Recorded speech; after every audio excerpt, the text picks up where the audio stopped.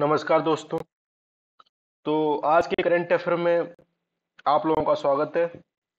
आज के current affair में हम हिंदू न्यूज़पेपर से संबंधित जो न्यूज़ थी, पीआईबी से संबंधित जो न्यूज़ थी, पीटीआई से संबंधित न्यूज़ है और इंडियन एक्सप्रेस से संबंधित न्यूज़ है और अदर जो हमारे पास जो भी न्यूज़ेस के सोर्स हैं जो हमारी एग्जाम की दृष्टि से महत्वपूर्ण है, चाहे वो प्रीलिम की दृष्टि से हो चाहे वो मेंस की दृष्टि से हो, उन सबका हम समग्र रूप से अध्ययन करेंगे। आपको और कहीं जाने की आवश्यकता नहीं है। आप मन लगाकर वीडियो को देखते रहिए और नोट्स बनाते रहिए। आपके करंट अफेयर से एक भी क्वेश्चन बाहर नहीं जाएगा। ठीक है, तो स्टार्ट करते हैं आज के टॉपिक। तो सबसे पहला टॉपिक ये है कि सुप्रीम कोर्ट ने सेंट्रल गवर्नमेंट से पूछा है कि आप फूड सिक्योरिटी जो कवरेज है, जिसको हम नेशनल फूड सिक्योरिटी एक्ट 2013 के तहत हम क्या करते हैं, मतलब कि लोगों को खाद्य मुहैया कराते हैं। उसने बोला कि आप इसको मतलब कि इसको दोबारा आप इसका रीगठन करेंगे, मतलब कि दोबारा इसको आप रीस्ट्रक्चर करेंगे, रीडिटरमाइन करेंगे। क्योंकि क्यों पूछा? क्योंकि आप ये जो फूड सिक्योरिटी एक्ट है वो 2011 की जनगणना के अनुसार लोगों को दिया जाता है, मतलब कि इसके 2011 की जनगणना के अनुसार लोगों को क्या दिए जाते हैं, फायदे इसके अंतर्गत दिए जाते हैं, जिसके अंदर अनाज डिस्ट्रीब्यूट किया जाता है, ये सारे काम किए जाते हैं। लेकिन 2011 से 2021 तक पॉपुलेशन में क्या हुई, वृद्धि हुई है। बहुत सारे आंकड़े चेंजेस हुए हैं, गरीबी कम हुई होगी, मतलब कि और भी मतलब कि बहुत सारी चीजें क्या हुई हैं, चेंज हुई हैं। तो इसलिए सुप्रीम कोर्ट ने बोला कि आप इसको 2021 के अनुसार क्या करो, चेंजेस करो। इसमें कुछ क्या आप करेंगे, क्योंकि 2021 का सेंसस हमारा हो नहीं पाया कोविड के कारण। ठीक है, तो हम इसका एनएफएसए का अध्ययन करेंगे, हमारे लिए महत्वपूर्ण है। ठीक, तो सबसे पहले हम एनएफएसए के बारे में जान लेते हैं। तो फूड सिक्योरिटी के बारे में सबसे पहले जान लेते हैं। फूड सिक्योरिटी ये है कि भारत के जितने भी नागरिक हैं वो पर्याप्त मात्रा में खाद्यान्न उपलब्ध कर पाए, वो भी सुरक्षित रूप से उपलब्ध कर पाए। और खाद्यान्न पर्याप्त मात्रा में ना हो, वो कैसा हो, पोषण युक्त हो और 24 घंटे सातों दिन उपलब्ध हो और हेल्थी और जिससे क्या हो, लोगों की स्वस्थ लाइफ हो और एक्टिव लाइफ हो। और भारत के संविधान के जो मूलभूत सिद्धांत हैं कि आप आर्टिकल 21 के तहत गर्मपूर्ण जीवन में देने में वो अपनी भूमिका का क्या करें, निर्वाह कर सकें, देश से गरीबी दूर हो और भारत की डीपीएसपी के साथ के अनुसार भी लोक कल्याणकारी राज्य का भी क्या हो, मतलब कि सिद्धांत का परिपालन हो। तो इसको बोलते हैं खाद्य सुरक्षा। जब हरित क्रांति नहीं आई थी तो उससे पहले हम आत्मनिर्भर नहीं थे, तो हम यूएस के अदर विदेशी मतलब कि जो वेस्टर्न कंट्री उन पर निर्भर थे। तो हरित क्रांति के द्वारा हम खाद्य में आत्मनिर्भर हो गए और इस टाइम पे हम अन्य देशों को क्या करते हैं, एक्सपोर्ट भी करते हैं। ठीक है, तो नेशनल फूड सिक्योरिटी एक्ट 2013 क्या करता है, मतलब कि किसी को भोजन उपलब्ध कराता है, खाद्यान्न उपलब्ध कराता है जो क्या पोषण युक्त हो, जिससे क्या हो, ह्यूमन साइकिल क्या हो, एक रेगुलर बेसिस पे चल सके और एक पर्याप्त मात्रा में उसके पास गुणवत्तापूर्ण क्या होना चाहिए, खाद्यान्न उपलब्ध होना चाहिए, जिससे वो अपनी लाइफ को गरिमापूर्ण जीवन के साथ अपनी जीवन निर्वाह कर सके। ठीक है, तो उसके कुछ प्रावधान हैं वो देख लेते हैं। ये देश की 2/3 पॉपुलेशन को क्या करता है, कवर करता है अकॉर्डिंग टू सेंसस 2011 के अनुसार, जिसमें 75% जो पॉपुलेशन है वो क्या ग्रामीण है और 50% पॉपुलेशन क्या है, शहरी है, जिसको सब्सिडाइज रेट पे क्या दिया जाता है, खाद्यान्न लोगों को दिया जाता है। अब खाद्यान्न दिया जाता है जिसके तहत अगर दो कैटेगरी है, एक तो अंत्योदय अन्न योजना है, एक मतलब कि एक है प्रायोरिटी हाउस होल्ड मांगी स्कीम। तो अगर कोई व्यक्ति अंत्योदय अन्न योजना के तहत आता है तो उसको 35 किलोग्राम फूड ग्रेन दिया जाता है एज पर अंत्योदय अन्न योजना के अंतर्गत पर मंथ। और अगर कोई व्यक्ति प्रायोरिटी हाउस होल्ड योजना के अंतर्गत आता है तो उसको 5 केजी फूड ग्रेन दिया जाता है पर मंथ। और इसको इसमें अगर कोई जो सबसे वृद्ध महिला है परिवार में उसको हेड ऑफ फैमिली माना जाता है अकॉर्डिंग टू राशन कार्ड, लेकिन उसकी एज कैसे होनी चाहिए, 18 ईयर और अबव होनी चाहिए। ठीक है। अब एक बात और है, इसमें क्या किया जाता है, 3 रुपए प्रति किलोग्राम के हिसाब से उसको चावल दिए जाते हैं, 2 रुपए प्रति किलोग्राम के हिसाब से उसको गेहूं दिए जाते हैं, और 1 रुपए प्रति किलोग्राम के हिसाब से उसको मोटे अनाज दिए जाते हैं। तो ये बातें वो वहां पे की जाती हैं, ये उसका मतलब कि क्या है, प्रावधान है, ऐसे ऐसे कार्य उसके अंतर्गत किए जाते हैं। तो हमारे लिए केवल एक चर्चा में नेशनल फूड सिक्योरिटी एक्ट था, लेकिन हम पढ़ना हमको क्या है, नेशनल फूड सिक्योरिटी एक्ट 2013, क्योंकि यहीं से प्रीलिम्स में क्वेश्चन आएंगे और मेंस में भी हम इसको लिख सकते हैं। ठीक है। अब कुछ जो हमारा संघीय ढांचा है उसके अनुसार भी हम कुछ इसके प्रोविजन किए गए हैं। सेंटर की रिस्पॉन्सिबिलिटी ये है कि ये राज्यों को क्या करेगा, एलोकेट करेगा फूड ग्रेन, और वो एलोकेट ही नहीं करेगा, केवल ट्रांसपोर्टिंग का खर्चा भी देगा राज्यों को डिपो तक पहुंचाने के लिए, कि यहाँ पे राज्य और केंद्र शासित प्रदेशों में।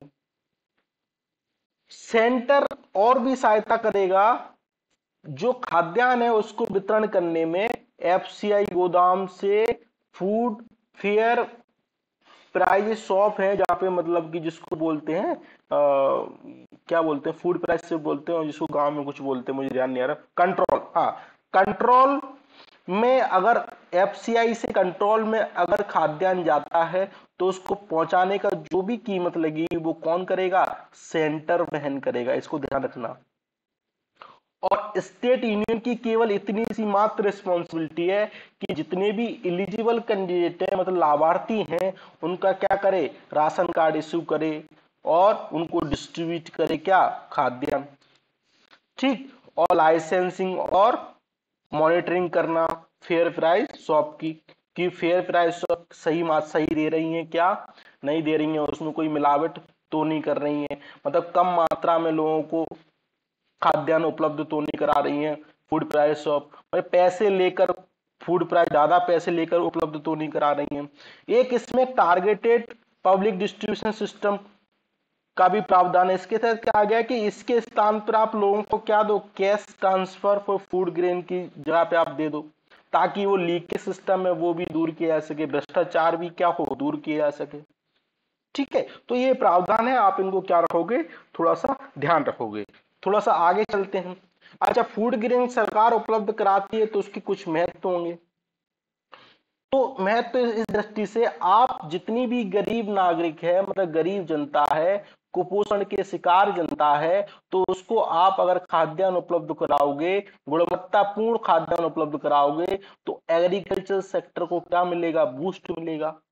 क्यों? क्योंकि सरकार एमएसपी पे एग्रीकल्चर सेक्टर से क्या खरीदती है, फसल खरीदती है, तो किसानों की एक निश्चित आय मिलती है। ठीक है। और सरकार क्या कर सकती है, फूड ग्रेन को अपने अनुसार क्या कर सकती है, स्टोर कर सकती है, क्योंकि मतलब कि गवर्नमेंट कंट्रोल प्रोग्राम है। और इससे क्या होता है, मैं ट्रांसपोर्टिंग होती है, फूड का वितरण होता है, तो जॉब में रोजगार की संभावनाएं बढ़ती हैं, और एग्रीकल्चर सेक्टर भी लेबर इंटेंसिव मतलब कि बढ़ता है, उसमें रोजगार मिलता है एग्रीकल्चर सेक्टर में। और सेक्टर वाइज भी जॉब अपॉर्चुनिटी मिलती है, जैसे परिवहन क्षेत्र में मिल गई, बांटने वाले क्षेत्र में मिल गई, फूड प्राइस शॉप पे व्यक्ति को मिल गई। ठीक है। तो ये राशन कार्ड बना रहा है उसको भी मतलब कि रोजगार मिल गया।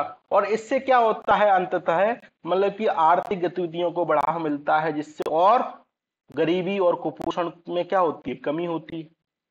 और सबसे बड़ी बात यह है कि इससे जो महिलाओं का सशक्तिकरण बढ़ता है, ठीक है, क्यों बढ़ता है? क्योंकि अगर जो जीवन यापन के लिए उन्हें बाहर कार्य नहीं करना पड़ता तो स्वास्थ्य मिलता है, और घर में कार्य करती हैं तो वो मतलब कि घर में रहती हैं, मतलब कि तो उनको क्या होता है, सशक्तिकरण मिलता है। ठीक है, क्यों मिलता है? क्योंकि हेड ऑफ फैमिली किसको माना है इसमें? माना है वृद्ध महिला को माना है, तो इसलिए सशक्तिकरण होगा। और इससे ग्लोबल सिक्योरिटी और राज्यों में क्या आती है? स्थिरता आती है। अगर देश का कोई नागरिक भूखा नहीं होगा तो वहां पे विवाद नहीं होंगे, अपराध नहीं होंगे, और आंतरिक सुरक्षा की चुनौतियां उत्पन्न नहीं होंगी, तो देश में क्या होती है? स्थिरता उत्पन्न होती है, सामाजिक सद्भाव उत्पन्न होता है, सोशल सामाजिक समावेश उत्पन्न होता है।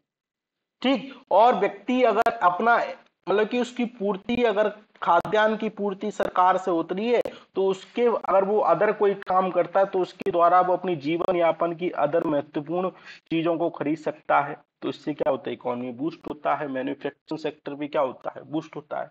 तो सिग्निफिकेंस आप इसके एक एक करके रिलेट करते जाओ, आप इसके हर एक क्षेत्र में सिग्निफिकेंस मिल जाएगा। लेकिन आप इसको बस क्या करना है, आपको रिलेट करना है तो लिख सकते हैं। लेकिन केवल लाभ ही नहीं है, कोई अच्छी चीज आती है तो उसके लाभ के साथ साथ उसकी क्या होती है? हानि भी होती है, सीमाएं भी होती हैं।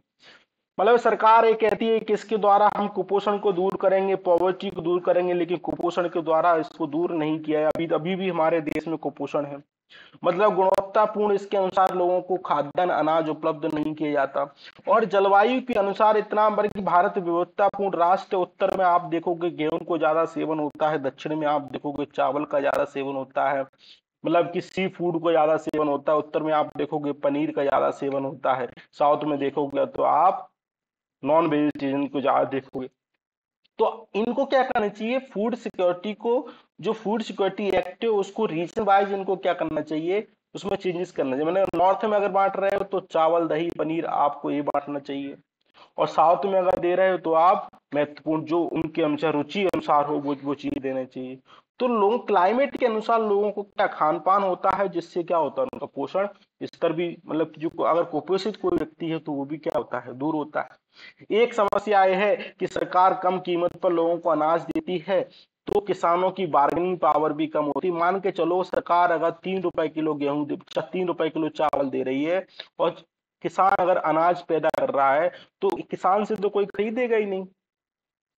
उसे पता है कि सरकार हमको 3 2 1 रुपए किलो देगी चीजें, तो हम क्यों खरीदें? तो इसलिए किसानों की आय बढ़ाने में दिक्कत आ रही है। ठीक है, और प्राइवेट एंटिटी भी क्या, सप्लाई चेन में बाधा उत्पन्न होती है। अब 3 रुपए किलो तो प्राइवेट से कौन खरीदेगा? कोई नहीं खरीदेगा। और दूसरी समस्या है, अगर घर पे लोगों को खाना मिल रहा है तो वो आलसी हो जाए, आलसी भी हो रहे हैं। हमारे खाने को चीजें मिल रही हैं तो बाहर हम काम करने क्यों जाएं? ये भी समस्या है, तो ये हो रहा है। और लीकेज और करप्शन संबंधी समस्याएं भी इसमें देखी जाती हैं, भ्रष्टाचार हो रहा है। ठीक है, सरकार ने स्टेप के लिए, सरकार ने पब्लिक डिस्ट्रीब्यूशन सिस्टम लेके आई है, सरकार नेशनल फूड सिक्योरिटी मिशन लेके आई है, सरकार राष्ट्रीय कृषि विकास योजना लेके आई है, सरकार एमएसपी को बढ़ाने का वादा करती है, सरकार विविधता फसल जो पैटर्न है उसमें विविधता लाने को वादा, मतलब कि बढ़ाने पे कार्य कर रही है। हमने कल ही आर्टिकल डिस्कस किया था। तो ये सारे लिमिटेशंस हैं, अगर लिमिटेशंस हैं तो इनको दूर कर दो। छत्तीसगढ़ सरकार ने अच्छा काम किया है, झारखंड सरकार ने उसकी लीकेज को कम करने के लिए अच्छा काम किया, तो आप उसको केस स्टडी के तौर पर उसमें लिख सकते हो। केरल सरकार ने भी अच्छा काम किया तो उसको भी केस स्टडी के तौर पर लिख सकते हो। मध्य प्रदेश सरकार ने भी घर घर अनाज पहुंचाया है कोविड में, तो इसको भी केस स्टडी के रूप में आप वहां पे लिख सकते हो। तो ये हमारा पूरा समग्र रूप से हमने क्या किया, फूड सिक्योरिटी एक्ट को हमने 2013 को डिस्कस किया। इससे बाहर आपको कहीं पढ़ने की आवश्यकता नहीं है। ठीक है, अब आगे चलते हैं। सेंटर ने कहा है कि आयुष्मान, सेंटर ने क्या किया है, एक्सपेंड किया है किसको? आयुष्मान भारत प्रधानमंत्री जन आरोग्य मिशन को। किनके लिए? जो ट्रांसजेंडर पर्सन है उनके लिए क्या किया है? बढ़ा दिया गया है। ठीक है, अब ट्रांसजेंडर पर्सन भी क्या आयुष्मान भारत प्रधानमंत्री जन आरोग्य योजना के अंतर्गत लाभ ले पाएंगे। तो सबसे पहली बात है कि हम आयुष्मान भारत प्रधानमंत्री जन आरोग्य योजना के बारे में पढ़ने को भी हमारे लिए महत्वपूर्ण है। तो इसके से हालांकि आप लोगों को पता होगा, हम थोड़ा सा रिकॉल कर लेते हैं। इसके से तहत 5 लाख तक का पर फैमिली पर ईयर कवर दिया जाता है, चाहे वो कम्युनिकेबल डिसीज हो, चाहे संचारी रोग हो या गैर संचारी रोग हो।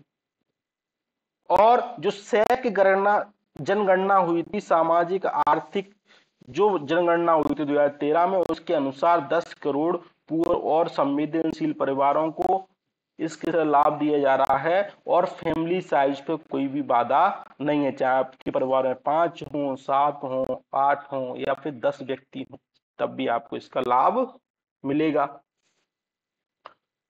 राज्य सरकारों को फ्लेक्सिबिलिटी दी गई है कि आप इसको इम्प्लीमेंट करने में आप थोड़ा अपने अनुसार क्या कर सकते हो, फ्लेक्सिबल हो सकते हो।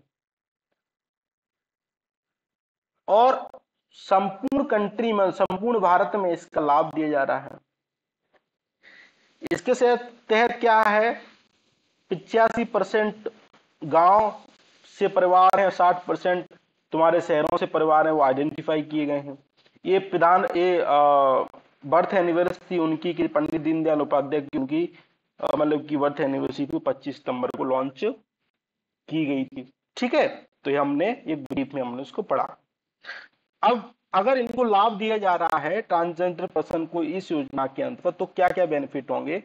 सबसे पहली बात तो मिनिस्ट्री ऑफ सोशल जस्टिस जो हमारा मंत्रालय है, उसके अनुसार 4.8 लाख ट्रांसजेंडर पर्सन है। तो इतने पर्सन को क्या होंगे इस योजना के अंतर्गत इनको लाभ मिलेगा। सबसे पहले 5 लाख का इसको इंश्योरेंस कवर मिलेगा, और ये अपना सेक्स री रीअसाइनमेंट सर्जरी करवा पाएंगे। ठीक है, इस और ट्रीटमेंट करवा पाएंगे इस योजना के तहत। और इनको Ayushman Bharat transgender plus card मिलेगा, जो इनका स्माइल संबंधित प्रोग्राम है, support for marginal livelihood for individual for livelihood enterprises scheme. इसके साथ क्या होगी, ये योजना क्या होगी, लिंक होगी। इनको फ्री ऑफ कॉस्ट प्रोविजन, जितनी भी कॉस्मेटिक सर्जरी है वो फ्री ऑफ कॉस्ट मिलेगी। और आयुष्मान भारत ट्रांसजेंडर कार्ड जारी करने वाला, अगर ये योजना लागू हो गई, माने हो ही गई है, तो फर्स्ट कंट्री हो जाएगा वर्ल्ड में। अगर ट्रांसजेंडर पर्सन सेंटर स्टेट की इस प्रकार की किसी अदर स्कीम का पार्ट होंगे, तो उनको इस योजना का लाभ नहीं मिलेगा। या तो वो इस योजना का लाभ ले पाएंगे, या फिर सेंट्रल स्टेट की जिस भी योजना का लाभ ले रहे हैं उस योजना का लाभ वो ले पाएंगे। ठीक है, तो हमने सारी बातें की। अब सरकार ने स्टेप लिए हैं, सरकार ट्रांसजेंडर पर्सनल एक्ट 2019 लेके आई, ताकि उनको गरिमापूर्ण जीवन उपलब्ध करवाया जा सके, सामाजिक भेदभाव दूर किया जा सके, और जो बहिष्कार किया जाता है उन पे प्रतिबंध लगाया जा सके। ठीक है, ट्रांसजेंडर को विकास की मुख्य धारा में लाया जा सके, और सभी भी जितने भी स्टेक होल्डर उनकी अकाउंटेबिलिटी सुनिश्चित की जा सके। मतलब कि सारी अच्छी अच्छी बातें क्या करो इस एक्ट के अंदर ट्रांसजेंडर संबंधी हम क्या करें, कर सकते हैं। एक गर्मा गृह प्रोग्राम लेके आए हम, प्रधानमंत्री दक्ष प्रोग्राम लेके आए, ताकि उनको स्किल प्रदान की जा सके। एक शब्द हमेशा चर्चा में रहता है एलजीबीटी। एल का मतलब होता है लेस्बियन, जी का मतलब होता है गे, और बी का मतलब होता है बाइसेक्सुअल, और टी का मतलब होता है ट्रांसजेंडर। मतलब कि एलजीबीटी जो भी समुदाय है उसको प्राइड हम दें, मतलब कि उनको गर्व हो, उनको सम्मान दें, उनकी कम्युनिटी को हम क्या दें, समाज में समावेशीकरण दें, उनको अधिकार दें, उनको क्या दें, स्वतंत्रता दें, उनके साथ भेदभाव वगैरह नहीं करें। वो भी क्या है, इस प्रकृति के अंग हैं। और समाज में क्या होना चाहिए, उनका सत्कार होना चाहिए, और समाज में उनका क्या होना चाहिए, समामेलन होना चाहिए। तभी देश, मतलब कि देश की विकास की गाथा में देश का कोई भी नागरिक छूट ना जाए। अगर देश का एक व्यक्ति भी छूटता है, तो देश की जो आर्थिक विकास है वो समावेशी नहीं होगा। मतलब हर एक व्यक्ति का योगदान होना चाहिए देश के विकास में, जो कि गांधी जी ने भी कहा था, और जो कि पंडित दीनदयाल उपाध्याय जी ने भी कहा है। ठीक है, गांधी जी ने क्या कहा था, गांधी जी ने बोला है, अगर आप किसी नीति पे काम कर रहे हो तो आंख बंद कर कर उस देश के अंतिम व्यक्ति के बारे में सोचना, तब आप क्या बनाओगे, नीति बनाओगे। ठीक है, तो हमने क्या किया, ये स्टेप, ये हमने योजना पढ़ ली है। आगे चलते हैं। अनंगताल लेक चर्चा में थी, इसको सही कर लेना, एल ए की होता है। इसको मॉन्यूमेंट ऑफ नेशनल इंपोर्टेंस का दर्जा क्या दे दिया है, मिनिस्ट्री ऑफ कल्चर ने दे दिया है। ठीक है, तो सबसे पहले हम ये डिसाइड करते हैं कि अनंत ताल लेक हमारी कहाँ है। तो आपको ये दिख रहा होगा, ये मंत्री जी, ये अनंत ताल लेक है, इसका रीडेवलपमेंट करने के लिए ये है, और दिल्ली में पुराना किला के पास है। ठीक है, पुराना किला हमारा यहाँ है, इसके पास है। सबसे पहले हम देख लेते हैं इसको किस सेक्शन के तहत दर्जा दिया जाता है।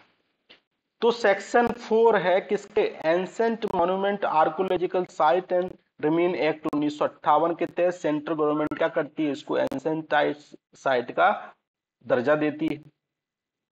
ठीक, और इसकी एलिजिबिलिटी ये है कि इन कोई भी अगर साइट है तो उसको 100 साल से ज्यादा पुरानी होना चाहिए, मैं 100 साल से कम नहीं होना चाहिए, 100 या 100 साल से ज्यादा पुरानी होनी चाहिए, और उसकी विशेषताएं ऐतिहासिक रूप से प्रसिद्ध हो, आर्कोलॉजिकल रूप से सक्षम हो, और आर्टिस्ट इंटरेस्ट हो, और कोई भी मतलब कि पब्लिक का विरोध ना हो। और इसको रेगुलेट कौन करता है, आर्कोलॉजिकल सर्वे ऑफ इंडिया करता है। ठीक है, तो ये हमने बातें कर ली। अब देख लेते हैं, ये अनंग ताल लेक है, इसको मेहरौली में दिल्ली के पास स्थित है। इसको तोमर किंग अनंगपाल सेकंड ने बनवाया था 1060 एडी में, और इनका राजस्थान से भी कनेक्शन है। ये महाराजा अनंगपाल को नाना भी बोलते हैं, किसके, पृथ्वीराज चौहान को, चौहान के। अभी पृथ्वीराज चौहान मूवी आई थी, तो उसमें अच्छी अच्छी मूवी आप आई होप आप लोगों ने देखी होगी। तो अनंगपाल सेकंड को अनंगपाल तोमर बोलते हैं, जो तोमर डायनेस्टी संबंध थे। ये फाउंडर रहे किसके, दिल्लीकापुरी को, जो बिकम दिल्ली बन गई। और अनंगपाल तोमर सेकंड के जो सक्सीडर रहे हैं, इनके बाद जो उत्तराधिकारी आया है वो कौन आया है, पृथ्वीराज सिंह चौहान आए। इसको आप इन चीजों को ध्यान रखना। ठीक है, तो हमने स्पेशली हमने सब पढ़ लिया है। अब लेख से संबंधित आपने पूछा क्वेश्चन आते, तो हम यहाँ बिल्कुल आते हैं क्वेश्चन। अब इसमें पूछा which of the following artificial lake, तो इसका आंसर ये है कोडाई कनाल। तो ये तमिलनाडु में आर्टिफिशियल लेक है। कोलेरू लेक भी आर्टिफिशियल नहीं है, नैनीताल तो आर्टिफिशियल बिल्कुल नहीं है, रेनकुआ भी आर्टिफिशियल नहीं है। तो अनंगताल लेक भी मतलब कि अनंगपाल ने बनवाई थी, तो ये भी क्या है, मतलब कि मैन मेड लेक है, मतलब आर्टिफिशियल लेक है। आर्टिफिशियल मतलब किसी ने बनवाई होगी ना। ये तीनों लेके आर्टिफिशियल नहीं है, मतलब किसी ने बनवाई, नेचुरली इनका फॉर्म हुआ है। समझ गए, नैनीताल लेक का आप देखोगे, नेट पे सर्च करोगे तो आप नेचुरली है वो। ठीक है, तो ये सब चीजें आती हैं, तो इनको आप फैक्ट को कुछ ध्यान रखना। और इस बार के प्रीलिम्स में यदि कुछ अजीब तरह के फैक्ट आए तो आप थोड़ा सा फैक्ट को याद करते रहना है आप लोगों को। ठीक है, अभी हाल ही में एक MOU साइन हुआ है, किसके मध्य, national highway logistic management limited और inland water authority of India और रेल विकास निगम। वो क्या करेंगे, मल्टी मॉडल लॉजिस्टिक पार्क का निर्माण करेंगे। आप देख रहे हो MOU, ये सभी अधिकारी हैं जो संस्थाओं के मैंने नाम लिए उसके।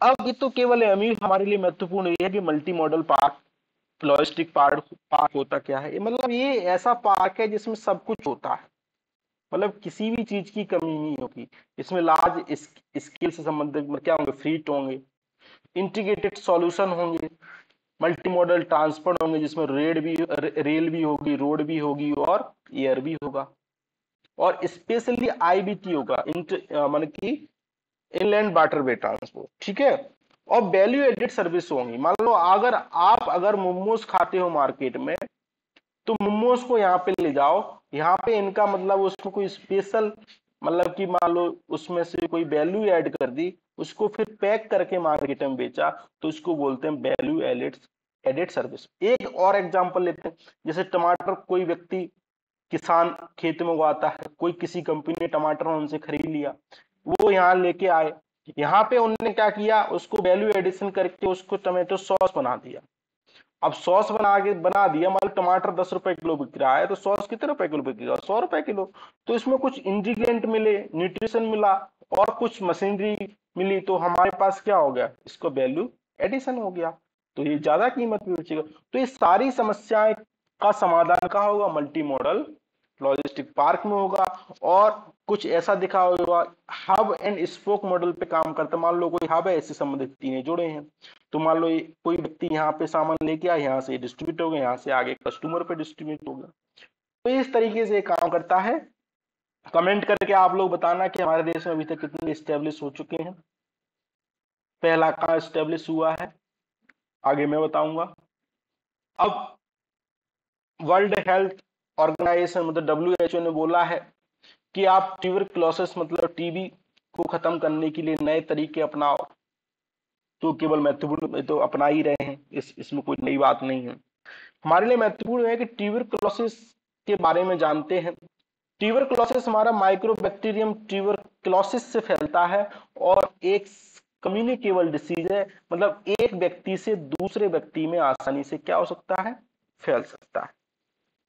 मान लो ट्यूबरक्लोसिस इस व्यक्ति के यहाँ है, इसने इसको यहाँ पे अगर इसने खांसा, तो ये ट्यूबरक्लोसिस व्यक्ति इसके अंदर जाएगा और इसको भी क्या हो जाएगा, ट्यूबरक्लोसिस हो जाएगा। ठीक है, सरकार ने कहा है कि 2025 तक हम ट्यूबरक्लोसिस को खत्म कर देंगे, और जबकि डब्ल्यूएचओ ने कहा है कि हम 2030 तक करेंगे। तो हमारा टारगेट क्या है,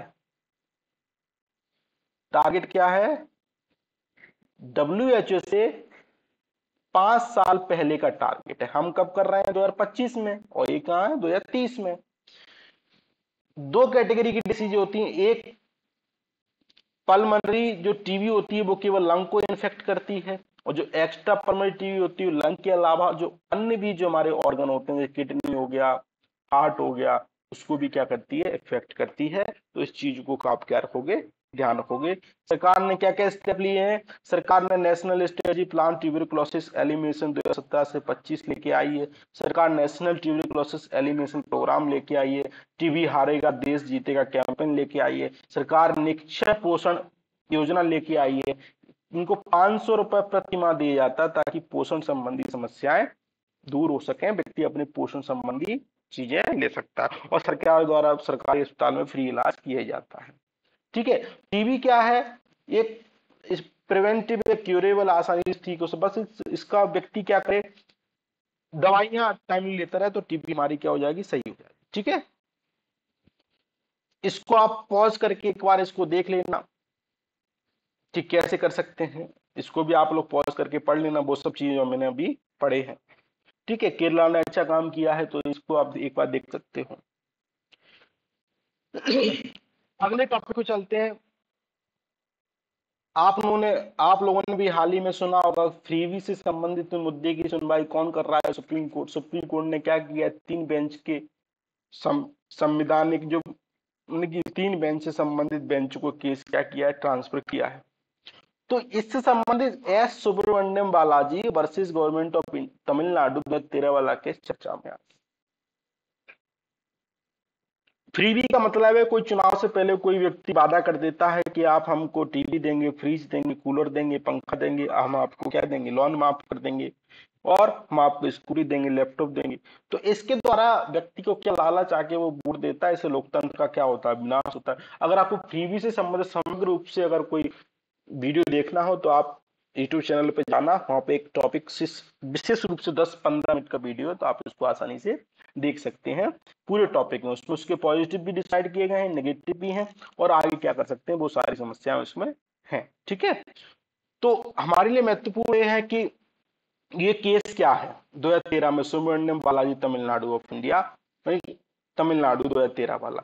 इनने बोला था कि इंडिविजुअल अगर कोई व्यक्ति किसी को फ्री से संबंधित कोई वादा करता है तो वो गलत है, जबकि पार्टी द्वारा किया गया वादा गलत नहीं। ठीक है, इंडिविजुअल द्वारा अगर कोई इस तरह से फ्री वाले वादे करता है तो करप्ट प्रैक्टिस है, लेकिन पार्टी द्वारा अगर घोषणा पत्र में की जाती है तो करप्ट प्रैक्टिस नहीं है। आरपीए आरपीए एक्ट 1951 के तहत, ठीक है, मतलब कि ये बातें की गई थी। अब सुप्रीम कोर्ट ने क्वेश्चन किया है कि पार्टी और इंडिविजुअल जो जो उम्मीदवार है उसमें अंतर है। तो सबसे पहले सुप्रीम कोर्ट क्या करेगी, इन पे सुनवाई करेगी। अंतर अगर नहीं है तो दोनों एक ही है ना, कि उम्मीदवार तो पार्टी के द्वारा ही खड़ा किया गया है, उसको जिताने के लिए पार्टी काम कर रही है। ठीक है, तो इस पे डील की जाएगी कि अंतर है या नहीं है, इस पे डिस्कशन किया जाएगा। ठीक, और उनने ये पूछा है कि पार्टी और इंडिविजुअल में हम कोई अंतर, दोनों अलग अलग नहीं है, हम अंतर नहीं कर सकते। तो इसके लिए उन्होंने क्या किया, एक बेंच स्टेब्लिश की है।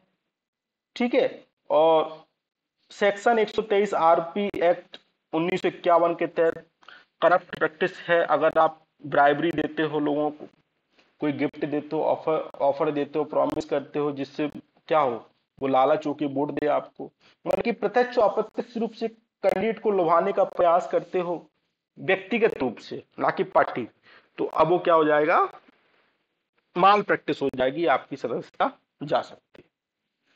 ठीक है, अभी इंडिविजुअल है, लेकिन अब इस पे बात होगी कि पार्टी और इंडिविजुअल में अंतर है या नहीं। ठीक है, सुप्रीम कोर्ट में ऑब्जर्वेशन ये चल रही है कि आप क्या करो, वेलफेयर स्कीम और जो भी मतलब कि समस्या है उस पर रिलुक करना है। सुप्रीम इलेक्शन कमीशन से बोल रहा है कि आप रिकॉग्नाइज, मतलब कि अगर आप पॉलिटिकल पार्टी का, क्या आप अगर फिर भी संबंधित, अगर वो कोई उल्लंघन करते हैं तो आप इनको गैर पंजीकरण कर सकते हो क्या। और दूसरा है कि मॉडल कोड ऑफ कंडक्ट के अंदर गाइडलाइन है, तो उसको देखो। तो इसके संदर्भ में रमन्ना जी, जो हमारे चीफ जस्टिस ऑफ इंडिया हैं, उनने 3 जज बेंच का गठन किया है। ये सब मुद्दे की क्या करेंगे, वो सुनवाई करेंगे। ठीक है, तो ये मुद्दा है, और इससे संबंधित पूरा टॉपिक दिख रहा हो तो आप यूट्यूब चैनल पे पहला दूसरा लेक्चर होगा, तो वहां पे आप देख सकते हो। ठीक है, चलो। हाल ही में आरबीआई ने जो भी रिस्ट्रिक्शन थी कि आप डेटा को इंडिया से बाहर नहीं ले आ सकते अमेरिकन एक्सप्रेस पे, तो उनने उसको क्या कर दिया, हटा दिया है, मतलब लिफ्ट कर दिया है। उनने कहा है कि न्यू कस्टमर के डेटा को आप बाहर ले जा सकते हो, कहां ले जा सकते हो, बाहर ले जा सकते हो, लेकिन जो सर्ट इन है वो एम्पेलेंड ऑडिट सिस्टम करेगा, और ओवरसीज अगर आपको ले जाना है इसको, मतलब कि ढक गया इससे, तो आप क्या करोगे, आरबीआई के अनुमोदन के बाद ही बाहर ले जा सकते हो। ये गाइडलाइन 2019 में आई थी। और कोई भी डेटा पेमेंट सर्विस प्रोवाइडर का हो उसको आप बाहर नहीं ले आ सकते। अगर इस प्रोसेस के तहत जाओगे, मतलब आरबीआई के अनुमोदन में, तब आप क्या करोगे, बाहर ले आ सकते हो। ठीक है, ये बोला है, इतनी सी न्यूज है, तो इसको ध्यान रखना। आप storage of payment system of India देख लेते हैं। आरबीआई ने बोला कि एंड टू एंड क्या होना चाहिए, इनक्रिप्शन होना चाहिए, मतलब कि कोई बीच वाला व्यक्ति इसको पढ़ ना पाए। समझ रहे, पहले जमाने में क्या होता था, कोई अगर मेल कर रहा है तो उसको, मतलब मेल नहीं, कोई लेटर लिख रहा है तो बीच में भेजने वाले व्यक्ति इसको पढ़ लेता था। मतलब ऐसा नहीं होना चाहिए, इसको क्या होना चाहिए, इनक्रिप्शन होना चाहिए। एक व्यक्ति अगर कर रहा है सेंड, दूसरा वाला व्यक्ति आगे वाला पढ़ पाएगा। उनने कहा जो जितना भी पेमेंट, जो भी ट्रांजेक्शन डेटा है उसके अंदर कस्टमर डेटा आ सकता है, नेम, मोबाइल नंबर, आधार, पेमेंट सेंसिटिव डेटा, पेमेंट जो भी हमारा गोपनीय डेटा है, ओटीपी, पिन, जो भी ट्रांजेक्शन डेटा है वो, ये सब चीजें आप बाहर नहीं ले जाओगे। ठीक है, ये इंडिया में स्टोर रहेगा। अगर बाहर ले जाते तो आप इसका गलत यूज करोगे। भारत की संप्रभुता के लिए करता है, भारत की आर्थिक गतिविधि करता है, भारत की निजता के अधिकार का खतरा है, जो पोटासामी विवाद सुप्रीम कोर्ट ने बोला था कि किसके तहत क्या है, निजता का अधिकार एक मौलिक अधिकार है। तो ये चीजें हैं, एडा चर्चा में था। उनने किया है जो न्यू फॉर्म रजिस्ट्रेशन है उनके लिए एप्लीकेशन प्रोसेस को क्या किया है, आसान कर दिया। बस इतनी सी न्यूज है, जिससे क्या ईज ऑफ डूइंग बिजनेस बढ़ेगा। एडा के बारे में जान लेते हैं कि इसका हेडक्वार्टर कहाँ है, हैदराबाद में है। 2001 से हैदराबाद में, इससे पहले कहाँ था, दिल्ली में था। और एक स्वायत्त नियामक संस्था है जो बीमा क्षेत्र से संबंधित कार्य है उसको रेगुलेट करती है। और एडा एक्ट 1999 के तहत स्टैब्लिश है, मतलब एक सांविधिक संस्था है। ठीक है, ये कार्य है, वही सब कार्य रेगुलेशन वगैरह इंश्योरेंस से संबंधित, तो इसको ध्यान रखना। अब एमसीए वर्जन 3.0 आ गया है। एमसीए वर्जन 3.0 का मतलब ये है कि आप, इसका मतलब है मिनिस्ट्री ऑफ कॉर्पोरेट अफेयर के अंतर्गत काम करता है, ई गवर्नेंस को बढ़ावा देता है और जो भी बिजनेस प्रैक्टिस है भारत में उसको आसान करना, मतलब ईज ऑफ डूइंग बिजनेस को बढ़ाना और कागजी कार्रवाई को कम करना, इसी की दिशा में क्या है और भी सिंप्लीफाई किया गया है। बस इतना सा ध्यान रखना और ज्यादा पढ़ने की इसमें आवश्यकता नहीं है। कंपनी एक्ट 1956 के तहत, न्यू कंपनी एक्ट 2013 के तहत, लिमिटेड लाइबिलिटी पार्टनरशिप एक्ट 2008 के तहत, इसके तहत जो भी प्रावधान है वो सब इसके अंतर्गत देखते जाते हैं। मैंने पोर्टल है, सरकार ने ईज ऑफ डूइंग को बढ़ावा देना है। ठीक है, इसको ध्यान रखना। ई श्रम पोर्टल चर्चा में था, तो सबसे पहले देख लेते हैं ई श्रम पोर्टल क्या है। तो ई श्रम पोर्टल क्या है? अनऑर्गेनाइज वर्कर है, जो मेरे असंगठित क्षेत्र के वर्कर है, जैसे कंस्ट्रक्शन वर्कर होगी, माइग्रेंट वर्कर होगी, गिग मतलब जोमेटो में कोई स्विगी में काम करता है वो, प्लेटफॉर्म वर्कर हो गई, मतलब ठीक है, स्ट्रीट वेंडर हो गया, डोमेस्टिक वर्कर हो गई, एग्रीकल्चर वर्कर होगी, अदर अनऑर्गेनाइज्ड वर्कर होगी। तो उनको संबंधित क्या करना है? डाटाबेस क्रिएट करना है, ऑप्टिमम सॉल्यूशन प्रदान करना है, एम्प्लॉयमेंट बनाना है और सामाजिक सुरक्षा संबंधी जितने भी कार्य हैं वो सब इस पोर्टल के तहत कार्य करना है।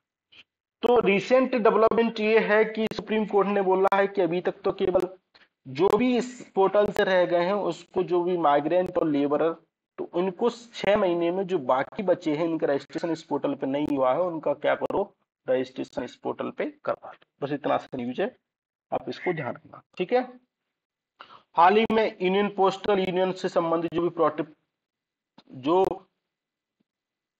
प्रोटोकॉल है उसको कैबिनेट ने क्या किया है, रेक्टिफिकेशन किया है। ये क्या करेगा? जो हमारा लीगल क्लियरिटी और स्टेबिलिटी देगा। ठीक है, तो ये तो केवल न्यूज है, ध्यान रखना इसको। जो एट हमारा 11th, एट नहीं 11th एडिशनल प्रोटोकॉल है उसको क्या किया, अप्रूव किया, रेक्टिफाई किया कैबिनेट ने, तो इसको ध्यान रखना। सबसे पहले इसके बारे में जान लेते हैं। यूनिवर्सल पोस्टल यूनियन इस 1874 में स्टेब्लिश हुआ था। हेडक्वार्टर कहाँ है? बर्न में है, यहाँ आप देख पा रहे होंगे। बर्न कहाँ है? स्विट्जरलैंड में, आप यहाँ देख पा रहे होंगे। एम क्या है? जो भी अंतरराष्ट्रीय नियमन करना, किसका? पोस्टल सर्विस का, प्रमोट कॉपरेशन पोस्टल मैटर में। और इसका कोई यूएन से, जो अगर यूएन का सदस्य नहीं है वो भी इसका सदस्य बन सकता है, बस इसका 2/3 इसके मेंबर क्या कर दें, अप्रूव कर दें, तो क्या करेगा, इसका सदस्य बनेगा। तो इनको ध्यान रखना। ये स्विट्जरलैंड है। स्विट्जरलैंड की सीमा कहाँ से लगती है? जर्मनी से लगती है, ऑस्ट्रिया, इटली, फ्रांस, ठीक है, इनसे लगती है। ये लुसाने है, बेसल है, जूनिस है, ये अल्पस पर्वत है। ठीक है, तो इसको आप चीज क्या करोगे, ध्यान रखोगे। ठीक, आगे चलते हैं। जर्मनी ने पहली हाइड्रोजन ट्रेन चलाने का वादा किया है। वादा क्या मतलब, कर दिया है। भारत नहीं है जो वादा होते हैं। इसने अगर चल गई तो जीरो मिशन को बढ़ावा देगी, ग्लोबल वार्मिंग को हम जो ग्लोबल वार्मिंग हो रही है उसको क्या कर पाएंगे, कम कर पाएंगे। ये हाइड्रोजन फ्यूल सेल टेक्नोलॉजी पे काम करता है। ठीक है, तो ये हम देख लेते हैं। जो ग्रीन हाइड्रोजन है, मान लो कोई रिन्यूएबल एनर्जी है, इससे हम सोलर, मतलब कि सोलर हो सकती है, बाइंड हो सकती है। इसके द्वारा हम क्या कर सकते हैं, इलेक्ट्रोलिसिस प्रोसेस से हाइड्रोजन और ऑक्सीजन को क्या करते हैं, अलग अलग करते हैं। तो जो हमारा जो ऑक्सीजन है वो बाहर हो जाता है और हाइड्रोजन क्या होता है, स्टोर हो जाता है। और इस हाइड्रोजन के द्वारा हम किसी भी व्हीकल में, चाहे वो ट्रेन हो, बस हो, तो इससे संबंधित हम इसमें कार्य कर सकते हैं। ठीक है, तो ध्यान रखना। नीचे जो बोइंग कंपनी है उसने सुपर हॉर्नेट हॉर्नेट जो हमारा फाइटर जेट है, आप देख पा रहे होंगे, इनको भारत में क्या करेंगे, इन्वेस्ट करेंगे, इसको मैन्युफैक्चर करेंगे और टेक्नोलॉजी क्या करेंगे, ट्रांसफर करेंगे। ये 4th जनरेशन का क्या है, अब जाएगा सुपर हॉर्नेट क्या है, फाइटर जेट है। ठीक है, इसके 2 वर्जन, एक तो सिंगल सीट, एक 2 सीट एफ मॉडल। ये मतलब विषम परिस्थितियों में क्या कर सकता है, काम कर सकता है। तो आप इसको एक बार देख सकते हो, ठीक है। चलो, फाइंड एनर्जी, सरकार ने बोला है कि 2024 तक जो हमारी जो पवन ऊर्जा है वो हम पीक पे रखेंगे। सरकार ने बोला था कि 60 गीगाहट 2022 तक हम इंस्टॉल करेंगे, लेकिन 40 गीगाहट ही इंस्टॉल हो पाई है। तो बस इतना सा ध्यान रखना। वाइंड एनर्जी संभावनाएं कहाँ कहाँ है, तो कोस्टल एरिया पर ज्यादा संभावनाएं होती है, क्योंकि वहां पे वाइंड आती है जहाँ पे, ठीक है। तो उल्ची फ्रीडम शील्ड एक अभ्यास है, वो साउथ कोरिया और यूनाइटेड स्टेट के मध्य ड्रिल हो रही है, तो इसको नाम रख दिया उल्ची फ्रीडम शील्ड। तो आप देख पा रहे हो, ठीक है, वे शब्द है याद। तो पूछ उल्ची फ्रीडम शील्ड क्या है, तो मतलब ड्रिल है किसके बाद को, साउथ कोरिया और यूनाइटेड स्टेट अमेरिका के, क्यों, चाइना को देखते हुए, चाइना की चुनौतियों का सामना करने के लिए, ठीक है। एक मंडला आठ आठ रिलन यहाँ पे चर्चा में था, तो ये आप देख पा रहे होंगे। मंडला आर्ट का मतलब है सर्कल या सेंटर, संस्कृत में बोलते हैं। इसमें देखो ज्योमेट्रिकल इसको यूज किया जाता है, क्या, ज्योमेट्रिकल इसमें यूज किया जाता है, ठीक है। और